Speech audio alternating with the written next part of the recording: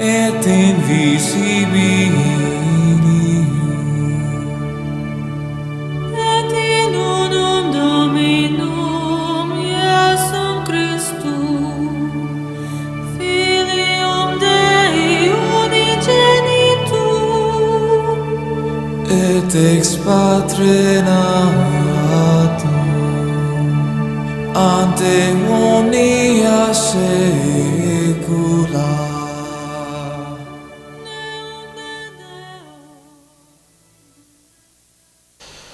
Good evening, dear TV friend, and welcome to yet another exciting edition of Understanding Church History with me, Father Cletus Aka, here in DMRO TV in the southwest region of Cameroon, in Boya Station. Today we are privileged to thank God for a new year. Today we are excited to be alive as far as this month is concerned. Many people long to see this day, many people long to see this month, but they could not. But thank God we are alive today, not because we are holy, not because we are too strong, not because we are perfect, or not because we are knowledgeable, but God has a purpose for our life. And I think that it's a thing of joy for us to thank and celebrate God for this new month. So I wish happy new month to all our televiewers out there. The fervent viewers of DMRO TV, I say happy new month. The month of April is a month of a special month of atonement, because very soon we shall begin with the Paschal mysteries, the Easter Triduum, 3 days in one, where Jesus will suffer and die for us. But the joy is that on the third day he will rise again from the dead. And of course, that is the joy of Easter, which shall be celebrating after Easter Saturday and Sunday. So dear TV friend, if you are just tuning in, you are not late, we are starting, and today we shall be looking on the one of the African martyrs, Saint Perpetua and Felicitas. Perpetua and Felicitas, their martyrdom, their life, their impact in Christianity, and why not, like the great Saint Cyprian of Carthage will tell us that the blood of the martyr is the seed for Christianity. So today we shall be talking on the martyrdom of Saint Perpetua and Felicitas. And it should be noted that the first record of martyrdom in North Africa took place in 180, when 12 Christians were tried and put to death for their faith. After those first martyrs, the Christian faith in North Africa grew stronger, and new converts became companions to other past martyrs. In an attempt to slow the growth of Christianity, the Roman emperor at that time, Septimus Severus, issued a decree forbidding subjects of the Roman Empire to convert. That is conversion, of course. And if they did, they were given the opportunity to renounce their faith and honor the Roman gods. And it should be noted that the Romans at that time, the Roman Empire was in a high gear after the collapse of the Assyrian Empire. And next, the collapse of the Babylonian Empire, the collapse of the Persian Empire. Now the Roman Empire was in its rise, and that was a particular time where Christianity was still booming at the early stage. So let me not just bring the cat out of the bag for now. It is good that I introduce to you my participant, of course, Mr. Cliff Hour. Welcome. Good evening, Father Cletus. Good evening, dear TV friend. And of course, like we already said, happy new month. I'm very happy because this is my month. I'm happy being born in April. The Easter people, I am amongst them always. It has never bypassed me. So it's a pleasure to be here today to talk about Perpetua and Felicity, brave women who gave up their lives amid challenging circumstances in order to prove their faith in Jesus Christ, whom they believe is the author and finisher of life. It's a pleasure, Father Aka. Thank you very much, Mr. Cliff. There's always this notion that when we talk about martyrdom, many people always think of a white martyrdom. Many people think about white men. They don't believe that Africans have the opportunity to be martyrs. And many people would ask me, Father, why is it that all the popes have been white? There's no black pope, and we're having the white men being pope. I told them, I know we have had almost about 4 Africans who have the pope. You know, it's not an issue of a tribalism or a matter of color. It's a thing of God. God chooses their servants and so on and so forth. And of course, in the case of martyrdom, we have so many martyrs in Africa. Cyprian of Carthage, Perpetua and Felicitas, and Augustine, Charles Luanga and companions.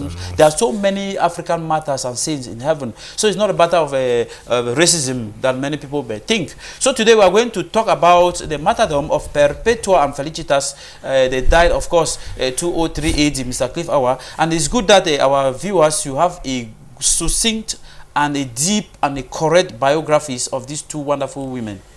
Yes, Father, you're very correct. And being historical in nature, it's always good that we get to see how these people grew up before and what influenced them to do what they did for posterity.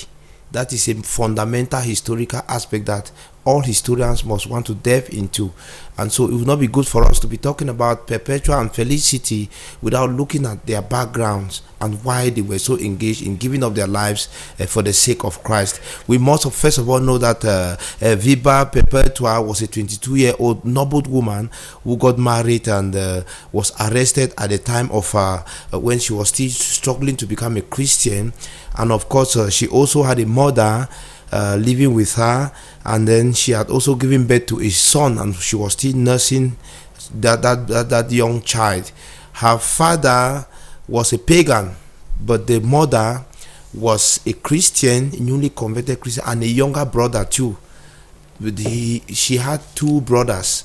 One died without becoming a Christian because he was not baptized, but the mother and the younger brother were baptized recently into the Christian faith. And so Perpetua took upon herself to join her mother, follow her mother. You see, in this case, most often, Father Aka, we see that women or girl children usually follow their mothers to church, unlike the situation where we see male children being difficult to follow. But this time the mother was instead fortunate to have the male children following her to church, while Perpetua was still lagging behind. But in the course of their conversion, Perpetua actually took interest and decided to follow the mother into the Christian faith. So at some point in time, along the line, she was baptized hiddenly, where we will be getting the details of that. But then she was touched by Christ and decided to become a Christian in 203, and she made the decision that she was going to follow her mother, like rightly said. And of course, during her persecution, their persecution came in the era of, like you rightly put it, Emperor Septimus Severus, where they did not want any new converts at that time in the Roman Empire of Carthage. Carthage at that time, or today, is modern day Tunisia in North Africa. And so when Perpetua was secretly baptized in prison, Perpetua had this to say about this reason why she became a Christian, or why she was baptized. And to me, the Spirit prescribed that in the water of baptism, nothing else was to be sought for bodily endurance. This is how the faith began growing in her. I think that is a little we can get to know about her. While on the part of Felicity, we know that she was pregnant. She was pregnant, and the time of her imprisonment. But because the public punishment for pregnant women at this point in time was not permitted, can you imagine that Perpetua had to pray to God to help her give birth in time, so that she can easily join this Perpetua and the other companions for martyrdom, because it was a thing of pride at that time.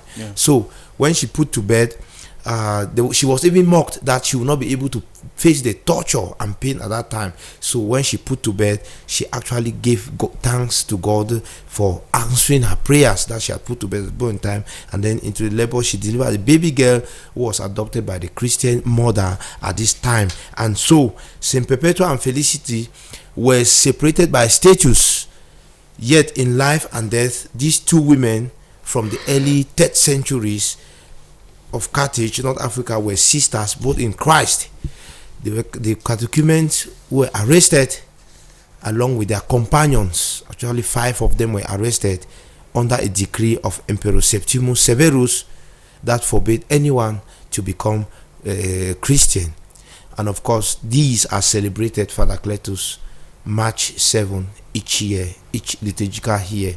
I think that is a brief, and of course we get to know about these two most precisely because of the document, The Passion of Saint Perpetua and Felicitas and their companions, written by Perpetua herself in the course of her martyrdom. That is the little we can gather from this document left behind by Saint Perpetua herself, Father Cletus.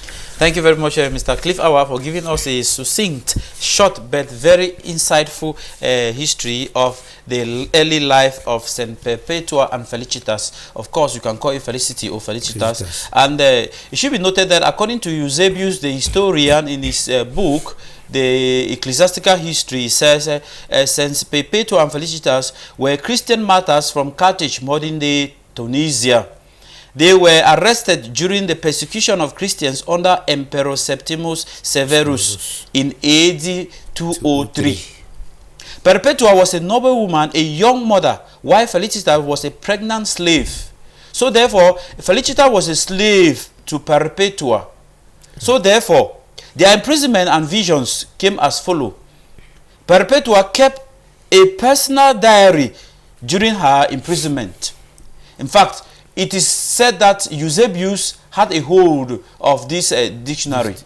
And it should be noted that when she had this personal dictionary with her, detailed experiences of her life and vision was found in this personal diary.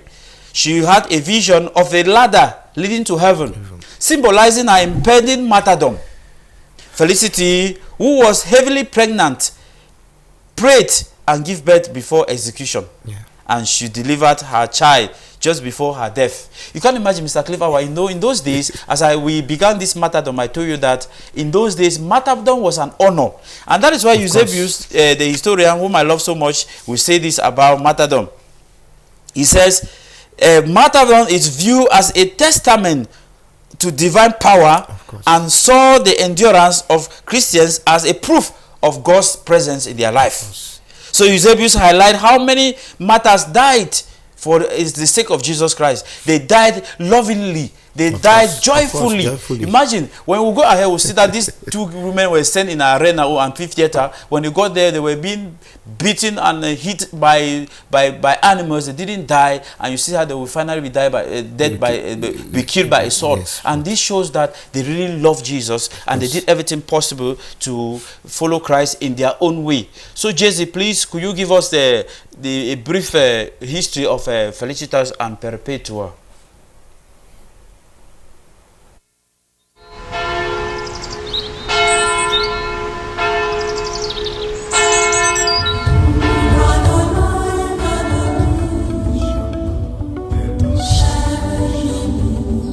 Welcome to Saints and Feasts of the Catholic Calendar, meeting the greatest men and women who have ever lived. March 7th, Saints Perpetua and Felicity, martyrs, late 2nd century to 203, patron saints of expectant mothers, widows, and butchers.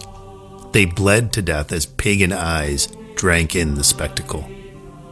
Many centuries ago in the desert lands of North Africa, now populated by millions of the adherents of Islam, there was once a thriving Catholic Church.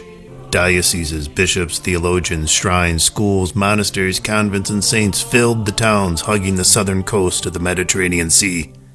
This vibrant Catholicism generated, and was inspired by, the witness of numerous martyrs. Many of their names are known, among them today's saints, Felicity and Perpetua. Few documents in church history can match the raw power of the first-person eyewitness narrative of the passion of Perpetua and Felicity. It is a gripping account filled with breathtaking dramatic detail. The reader can almost feel the hot sand of the arena warming his feet, a gentle sea breeze caressing his cheeks, and the sweaty crowd pressing against him, the roar for blood echoing through the dry air. Vivia Perpetua, 22 years old, was married, a noble woman, and a new mother whose baby was still nursing. Her pagan father begged his favorite daughter to renounce her Christian faith, but to no avail. Felicity was a slave and pregnant when jailed. She gave birth a few days before her martyrdom. Her child would be raised by Christian women in Carthage. Perpetua, in her own hand, recorded the events leading up to her martyrdom, while an eyewitness to her death completed the text later. When they were first thrown into the arena, Perpetua and Felicity were attacked by a rabid heifer, which was chosen because it shared the same sex as its victims. The young women were grievously injured by the mad cow, and then momentarily removed from the arena until gladiators were brought in to conclude the day's spectacle. The executioners carried out their duties quickly, though Perpetua had to guide the gladiator's sword to her throat after he first painfully struck a bone instead of a vein. As the narration states, perhaps such a woman could not die unless she herself had willed it. Saints Perpetua and Felicity were imprisoned together, suffered together, and died together in 203 AD in Carthage, North Africa, along with other noble martyrs whose names are preserved in the same account. The vivid description of their death was so moving that it was faithfully preserved down through the centuries and has come to us largely intact. Thank you very much, Jesse, for that wonderful video of Perpetua and Felicitas. Of course, Mr. Clifford, you see from there that the two women, you see their faith, the act of faith. You see how the church and why the church must honor these people, because I will tell you that the faith in the early centuries of the church, I don't think it's the faith that we have now. Nobody wants to die again. But in those days, people were willing to die, and they were able to die for Christ because they saw martyrdom as a special way of life. In fact, when I was doing church history and patristics, they would tell us that people were moving on the way and said that, kill me, kill me, kill me, kill me.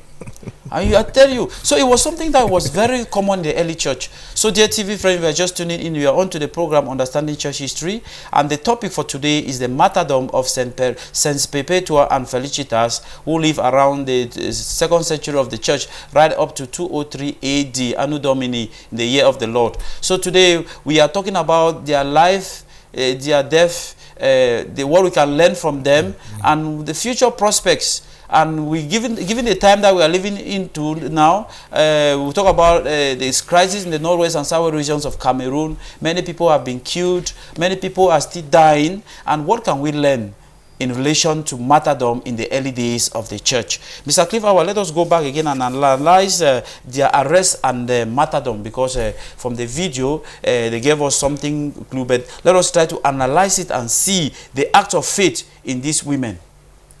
All right, Father. I think looking at the video itself, it's horrible and terrible that people would, in the arena, it became I don't know, it was kind of a game, or games where people will sit and then see others being killed just because of their faith or belief in Christ. It's terrible altogether. But then we rightly established that Perpetua, it was because of her decision to become a Christian that she was arrested with the other companions.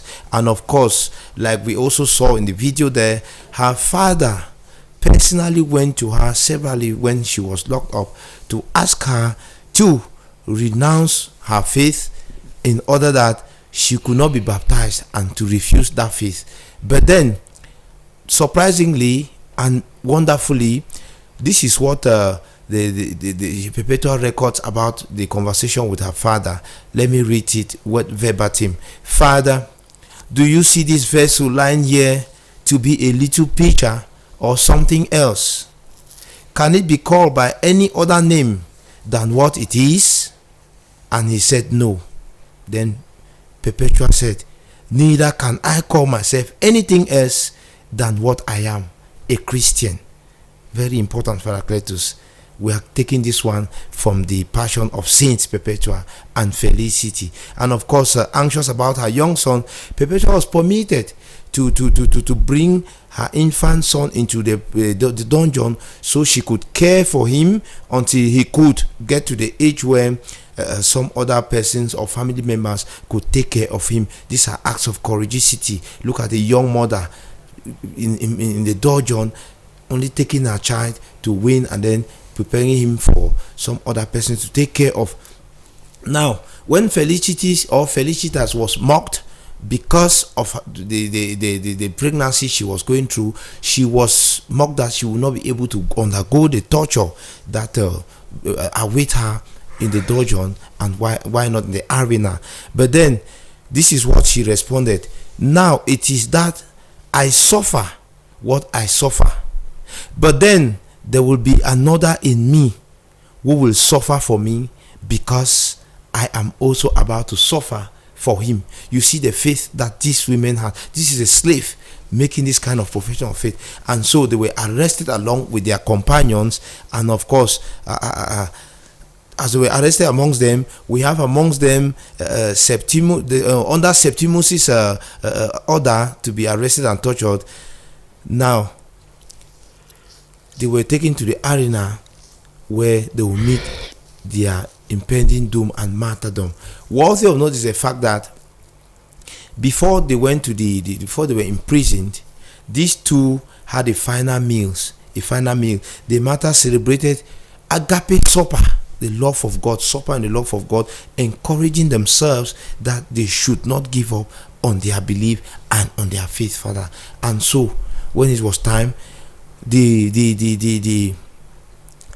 judge in charge also pleaded, when they were taken for their trial, the judge in charge also pleaded with these two ladies and their companions to give up, to renounce their faith and make sacrifices to the Roman gods. But these two were adamant, but also ready to prove their fidelity to the Christian faith. This is what the judge himself encouraged Perpetua. Spare your father's faith, and spare your father's white hairs. Spare the tender years of your child.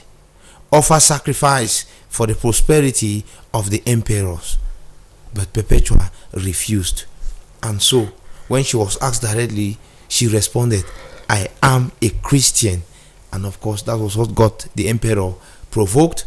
And then they were all sentenced to condemnation, to die by being sent into the arena to be devoured by these wild beasts that were already placed there in that at the arena. And of course, when Perpetua saw the way the father was treated, he felt bad, but then she had to give up her life because of the love of Christ, which Felicity has already said. She's not afraid to suffer, because the person she's suffering from will enter into her and then take the suffering that comes from her path. I think that's a brief of how their arrest and trial look like, which will definitely be looking at their martyrdom, how it took place as narrated by the short video, Father Aka. Thank you very much, Mr. Clifford.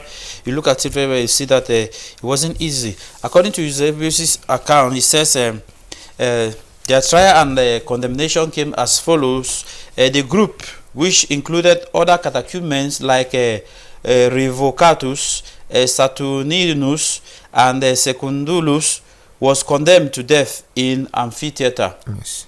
Perpetua's father pleaded with her to renounce her faith, but she refused. Yeah. And again, the father brought the child, knowing that when she sees the child, she will renounce the Christianity and respect the emperor's decision. But she says no. The father says, okay, respect my gray hair. She says no. Even the soldier beside them said that, respect your father's gray hair. And she says no. It is wonderful, something for us to really learn something from it, Mr. Cliff Hour, because looking at this martyrdom, when I was going through it, I really felt that, oh, these women had such faith that would make them to denounce whatever that they were holding on to. Even a woman, imagine a woman, your child is just a month old, then yet you still allow that child to be, and then you denounce your faith, and only a different woman came and adopted the child. And we don't know, I'll ask Eusebius a question, if the child became something like, because the case of Simon of Cyrene, who helped Jesus to carry his cross, we are told that the two sons, Rufus and Alexander, knew what their father did and later became leaders in the church. I don't know whether this boy later became a leader too in the church or a good Christian, because it's good to search some of these things, Mr. Clifford. Of course. So, dear TV friend, you're just tuning in. We're on to the program Understanding Church History, and the topic for today is the martyrdom of Saints Perpetua and Felicitas, which runs from the 2nd century right up to 203 AD, Anno Domini, in the year of the Lord. JC, please, His Kindness, who has just come in, please, could you give us a 2-minute break? We'll come back, we'll continue with the program.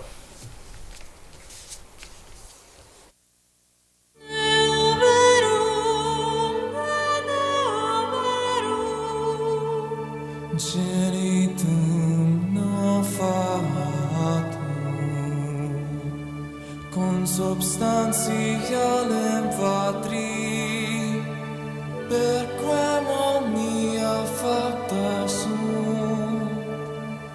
Qui propter nos homines, e propter nostram salute, nescendit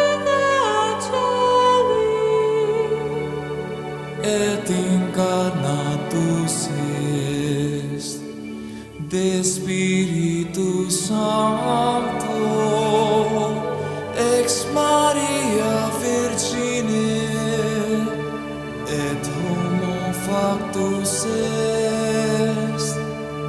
Crucifixus etiam pro nobis, sub Pontio Pilato, passus et sepultus Et resurrexit tertia die secundum scripturas. et ascendit in caelum, sedet ad dexteram Patris, Et iterum venturus est cum gloria judicare vivos et mortuos, coius regni noerit finis. et in Spiritum Sanctum Dominum, et vivificantem, qui ex Patre Filioque procedit, Qui cum Patre et Filio simur adoratur, et cum glorificatur, qui locutus est per profetas. et unam sanctam Catholicam. Welcome back. If you are just tuning in, we are on to the program Understanding Church History, and the topic for today is the martyrdom of Saints Perpetua and Felicitas. Of course, we have seen the early stages of their life. We have seen their birth, where they were born, and how they gave their lives as martyrs to honor Jesus. And of course, we are going to look at a particular aspect at the arena, how the action really happened, what happened, how it happened, and what was the result of the martyrdom in the arena, Mr. Cliff. Yes, Father Aka, we must know that of the 5 companions who were arrested in the modern day Tunisia rather, 3 of them were men, like you rightly pointed out. Yeah. So Felicitas and the Perpetua were the 2 ladies, the nursing mothers for that fact. And of course, the men were first of all let in one after the other. And we must know that Sartinus was the last person to be let into the arena. And so when a second leopard attacked and blood poured out, the crowd cried out, listen, he is well baptized now. Yeah. But this did not frighten Perpetua and Felicity. It did not at all. Instead, they grew in faith. They grew in faith to the place that a wild cow was sent to scare them and to mock them as nursing mothers. The beast gravely wounded them but did not kill them. So, an executioner was dispatched there to personally kill or behead them. Perpetua cried out to her brother, the younger one, who was also a convent with the mother, stand fast in the faith and love one another. Do not let our suffering be a stumbling block to you. And then all of a sudden she noticed the fears in the executioner's eye, and noticing that they could not be killed by the wild beast, it was only right that this executioner be sent in. And we must also know that she, Perpetua herself, personally guided the gladiator's blade to the throat, or to her throat, like we saw in the video there a moment ago, because they were not able to be killed by the wild beast in the arena. And so she personally took the gladiator's blade and then directed it to her neck. That was how blood poured out, and then she died, just like the sister. They were executed instead of being devoured by the animals in the arena. And so it is evident, like we heard from the commentator's voice there, that these persons would not have been killed if they did not want it. That was how they gave their lives. But then we see that each time these persons die, or Christians give up their lives for the sake of Christ, the church instead gets to grow. And this exactly was the case of Perpetua and Felicity. They were all both young mothers at the time of their martyrdom. They loved their newborn babies with tender love, but they also loved their God, whom they had both recently come to know. They were forced to choose, either reject Christ or be there to raise their babies, or remain Christians and leave their babies. With heroic courage and faith, Father Aka, they remain true to both. Remain true to both in what direction? They remain faithful to Christ, dying as martyrs, and they remain faithful with their they fulfill their greatest motherly duty by giving up heroic witnesses of faith by their lives and by their babies. So I think that is how that's a brief of what happened to the two of them. Worthy of note is the fact that they were not able to be devoured by the beast, the wild animals, but then the executioner came in. Even when he saw the courage of these two ladies, he started panicking, that his hands were wavering and shaking to the point that he could not execute them. But then Perpetua particularly stood, it said, directed his blade to her neck in order to give her life for Christ, Father Aka. Thank you very much. That's a deep account of their martyrdom. Again, Eusebius, the historian, will tell us that it was on the 7th of March 203 that they were led to be executed in the arena. And wild beasts were released on them. Perpetua and Felicitas were attacked but not killed immediately.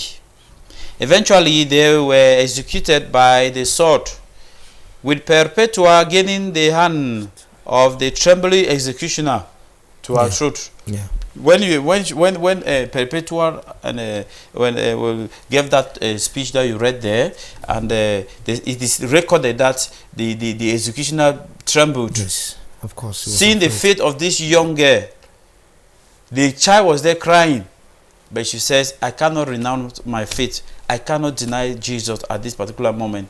No. You see a nursing woman, Mr. Cliff, you know that when somebody just put to bed, the person is still very weak, they are fragile. Yes, but then imagine Felicitas praying and giving birth after 4 days. She's taken to the arena.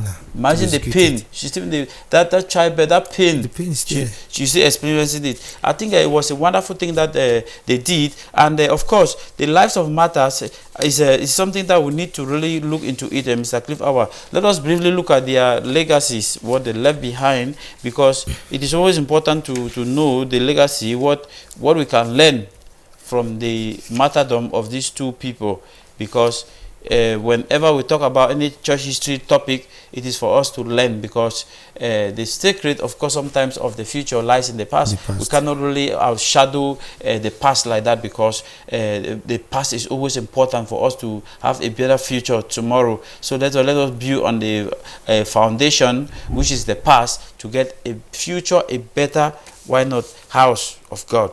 Of course, Mr. Cliff Hour. Yes, Father. I think going through the lives of these Saints Perpetua and Felicitas and their companions, I think it was really touching. At some point, I stopped and then put forth some questions. If I were to be in that position, calling myself a Christian without have really done what they did. And so I would like us to reflect also on these questions before we really put ourselves on the implications of their life in Christianity. Now, place yourself in the same situation of what on the account I've given you. Would you have had the courage to face death in that manner? A nursing mother with your child at that tender age, pain of child labor, that weakness, loss of blood. Would you be able to stay true to your profession of faith under such extreme emotional and familiar pressure? Would I? These are questions I ask myself, which I'm also asking you to place yourself. Now, we must pray to these saintly mothers and be reminded that the greatest gift, Father Aka, we can pass on to others is the witness of our faith in Jesus Christ. Life is empty unless Christ is loved and professed, and death loses its sting when our lives are in Christ.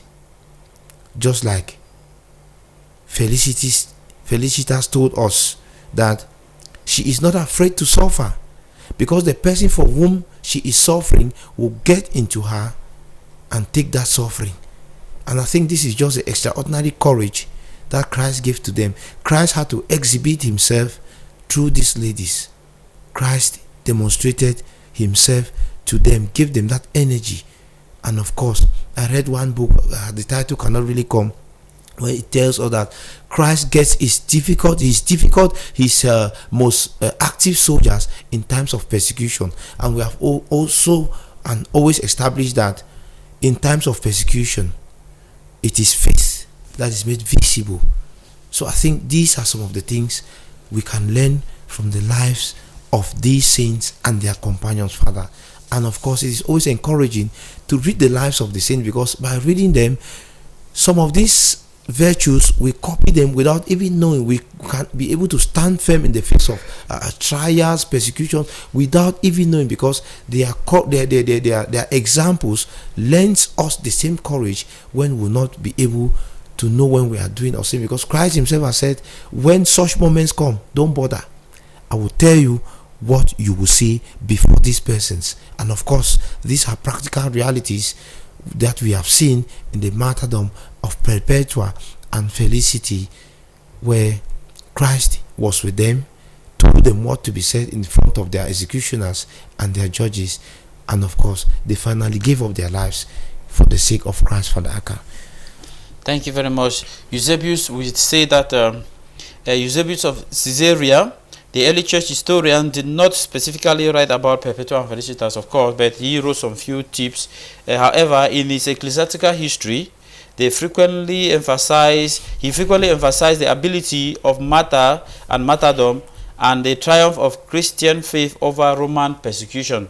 And it should be noted back that if we go back to what we began, Mr. Cliff, I discovered that during the first 4th centuries of the church, the persecution was in the high gear, was at the peak of it, because the emperors who came in, they were trying to make sure that they prevent such practice as Christianity into the empire. And of course, the Roman Empire had captured Jerusalem already with the fall of the temple in the 70 BC, right down to the time of Jesus, when he came and he told them that it's going to be in 3 days, and they didn't know that I was talking about him coming back from the dead. And of course, the first 10 Roman emperors, beginning with Emperor Nero, 64 AD, who kills Peter and Paul.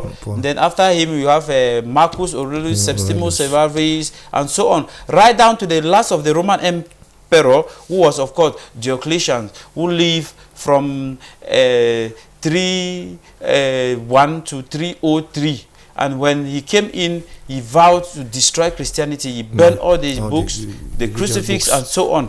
But after him, God blessed the world and the church with a wonderful emperor. Even though he was not a Christian Emperor Constantine came in, and in the year 313, he issued the Edict of Milan, where we begin now enjoying our church. Freedom. And it should be noted that we'll talk about the breaking of bread, and those signs and symbols most of them found in our chasubles, like you have fish and bread. Yeah. Those were the early signs to tell the elect, to tell the Christians that if you see those signs on your door or on the wall, know that in this house there is the breaking of the bread. Because the breaking of the bread was the centrality of their faith. Because it was only true at the breaking of bread that Clopas and his friend recognized Jesus when they were going them back immediately after Good Friday. The Emmaus journey. Yes, to Emmaus. Yes. Because they thought everything has gone. I like the question Christ asked them, what are you talking about? They stood still and look at the young man and said, are you a new man in Jerusalem? I love that place. Because see, it's to tell you the intensity, the vexation in their mind. They were disappointed. Despair, not despair. That this young man who came in, we knew that he's the Messiah sent to free us. Look at, he has just got himself into trouble and was nailed on the cross. Are you a new man in Jerusalem, young man? Haven't you heard the things that just happened in Jerusalem? Pontius Pilate, together with the chief priest, crucified Jesus. It was a powerful thing. And you know that happened in the context of the Passover. Of course. Yes, that is why I like Pope Benedict XVI. Pope Benedict XVI in his book Jesus of Nazareth, Volume 2. He mentioned there very clear that when Jesus entered Palm Sunday, that day, Hosanna to the Son of David, Hosanna. And the next day, they shouted, crucify him. And he made it very clear. Pope Benedict XVI made it very clear in that book, Jesus of Nazareth, Volume 2. He says, those who were shouting that crucify him were not those who shouted Hosanna, but were those who were in Jerusalem, because those who shouted Hosanna were those who came from Galilee with Jesus. Yeah, it's a powerful message from Benedict XVI. And you in the next 2 weeks to come, it is good that we mention that during Palm Sunday and of course Good Friday, because many people say that Hosanna, Hosanna. Why they are shouting? Why these people yesterday were acclaiming him? Why are they doing Hosanna? They were those who were in Jerusalem, those who followed Jesus right from Galilee. They didn't say that. Crucify him, crucify him. So it is just an outside for us to know that church history is one. We try to bring them together to look at the act of martyrdom, beginning from the apostles themselves. They didn't die any death that was easy, except but for John the evangelist, or John the youngest, or John the apostle. But the rest of the apostles died as martyrs. But for John, who slept and died in the Lord peacefully. And it should be noted that martyrdom is not something that we should really run away from, even though physically those who are cling to material things and to this world, they will find it difficult. That's why you hardly have martyrs of our time. Yes, but again, martyrdom is a wonderful thing to show the Lord that you love him so much, because Jesus himself died, in fact, as a martyr. He was killed. So therefore, Jesus showed us the way. And Father Michael Mbowe has that we preach Christ crucified. That's what he wrote in his, one of his coat of arms during his ordination. We preach Christ crucified. And he always write and sign Michael Mbowe of the crucified Christ.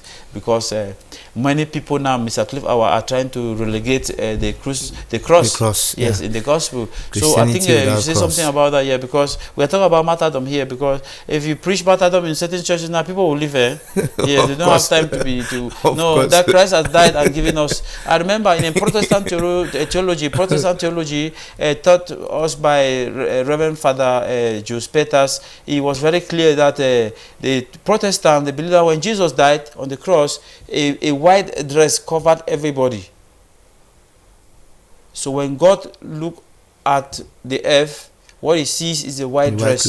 So God is not interested in what is happening under the white dress. No, it's a very wrong theology. So the church has to come out with counter teaching of that.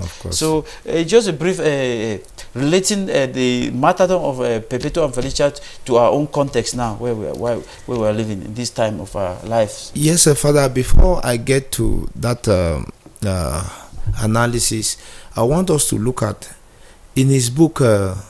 F.W. Mattox, Eternal Kingdom, the Eternal Kingdom, he made this powerful statement that Christianity is a religion based on historical evidence, that pagans have their doubts, but Christians have their facts, Father. I think if you look at the life of these two saints, you see that they took the example after the apostolic fathers.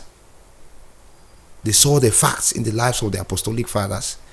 because these are they are amongst the early martyrs of the church. Yeah. Just like the apostolic fathers copied directly from the apostles. They saw how the apostles gave their lives. So this lent them courage. You see, generation after generation, martyrdom is being practiced. We are talking about the red martyrdom here, not white or green martyrdom. The red martyrdom here, which is very difficult, like you rightly mentioned. And I think at this point in time, we go back to the life of Perpetua. She said she could not call herself any other name but Christian. That was a prerogative. No. That was the motivation at the time. She could not call herself any other name but Christian. In the same book, Father Cletus, The Eternal Kingdom, F.W. Mattox will make us understand that in the early Roman period, there was no need for moral standards. There was no need for virtuous standards. And that is why people could be worshipping idols and still be Christians. Not in the context which we are talking, because you see today that that analogy by Mattox is playing in our society, Father Aka. I think you preached today that looking at the perseverance and patience of the man who has been sick who has been coming to the pool for 38 years. Yeah. That patience is not there. That Christian virtue is not there of perseverance and the trust that at the right time the word of God or God will come and act the way He wants to. Today we are in church. Remember that calendar when we were very young? You see one man holding the Bible facing the church, and then the other side he's holding some items for sacrifice, like fowls, and then maybe spirit to go and give to the gods. I think that is what is manifesting today in our society. We only come to church, or maybe we are Christians of convenience. When the going is smooth, we are with God. When it is difficult, God has abandoned us. I remember I was reading one story where some reverend sisters were going to establish a new convent somewhere. I don't know, I've forgotten the name of that book. And of course, in the course of it, they met a very swampy place where they were, in the course of crossing, they were almost drowning into that mud. And then one of the sisters said, "Oh God, no wonder your followers are very few." So I think these are just practical scenarios or instances where we need to really build up our faith in order to demonstrate and leave this legacy. Just like you said, we will not know whether these children that were left behind, who they became in the church. I think research will help us that, and I think that may be the opening statement in our next session for the ACA. But I think the lives of the apostolic fathers, taken from the apostles, the apostolic fathers, and today we're looking at Perpetua and Felicitas. We must be able to know that life without Christ is empty. We must live for Him because He is the giver of life and the author and finisher of our faith. And I think I'll also take this opportunity for the ACA to say that I begin to see, because becoming a Catholic Christian, I had an elder sister of blessed memory, Felicita C. She passed away in 2003. I think she held my hands to the Catholic Church. My mother only came to the church years after I was baptized and then became a communicant. My mother came to the church after me, but my elder sister Felicity or Felicita C, who is of late, took me to church. Then we used to leave my 18 camp to go to newly created St. Andrew's Parish, Moya, to worship until we became a parish in Bomaka. So I think the faith of her namesake has actually had a role to play in my life, and of course thanking God for the graces to be able to sustain this faith up till now, and why not till the end of time, Father. I think it has been a wonderful elaboration altogether this evening. Thank you very much. Martyrdom is an act of faith, and in true martyrdom we honor Jesus the Lord, who Himself died like that. So, dear TV friend, it is with this that we come to the close of our program. Thank you so much for being there. Since you are there, we are here, and since we will be there, you will continue to be there also. And I want to thank you so much and to wish you a happy new month. Happy new month to all of you, and wish you God's blessing and protection, that you may continue to guide and protect you throughout this April. And we look forward to see you on Saturday, where we shall all meet in the Bojongo for our diocesan pilgrimage. So on Saturday, all of us are expected to join the Chief Shepherd of the Diocese of Boya, His Lordship Michael Bibi, to that wonderful this thing there. God bless you and have a wonderful night.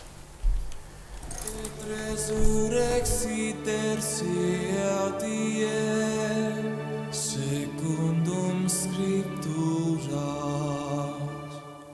Et ascendit in caelum, sedet ad dexteram Patri, Et iterum venturus est cum gloria, judicare vivos et mortuos, coius regni noerit finis.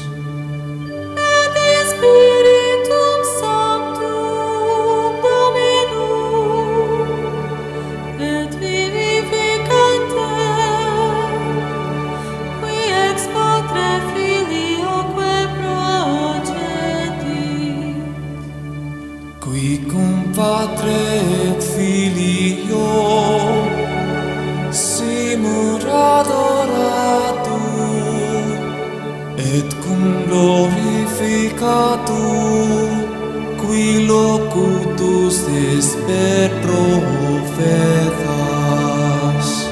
et unam sanctam Catholicam, et apostolicam ecclesiam, Confiteor unum baptismam in remissionem